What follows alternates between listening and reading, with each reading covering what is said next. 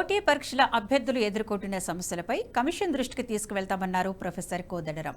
డిఎస్సికి సమయం లేనందున ఆ పరీక్షలు వాయిదా వేయాలని కోరినట్లు తెలిపారు. వీటన్నిటిపై సానుకూలంగా స్పందించిన కమిషన్ చర్చించి నిర్ణయం తీసుకుంటామని తెలిపినట్లు వెల్లడించారు. తీసుకొని వెళ్ళినాం. అట్లాగే డిఎస్సి గ్రూప్ 2 మధ్యన ఎక్కువ సమయం లేనందున డిఎస్సిని కొంత వాయిదా వేయాలనేటువంటి మాట కూడా వారికి చైర్మన్ గారికి వివరించడం జరిగింది. వీటన్నింటి మీద చైర్మన్ గారు కూలంకుషంగా చర్చించి ఆలోచించి నిర్ణయం తీసుకుంటామనే మాట మాకు చెప్పారు. పోటీ పరీక్షల అభ్యర్థులు ఎదుర్కొంటున్నటువంటి సమస్యల మీద ఇవాళ ప్రొఫెసర్ హరగోపాల్ గారితో పాటు నేను కూడా వెళ్ళి ఆ సమస్యలన్నింటినీ కమిషన్ చైర్మన్ శ్రీ మహేందర్ రెడ్డి గారి దృష్టికి తీసుకొని వెళ్ళినాం.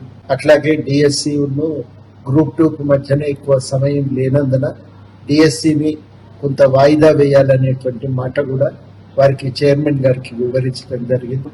వీటన్నింటి మీద చైర్మన్ గారు కూలంకుషంగా చర్చించి ఆలోచించి నిర్ణయం తీసుకుంటామనే మాట.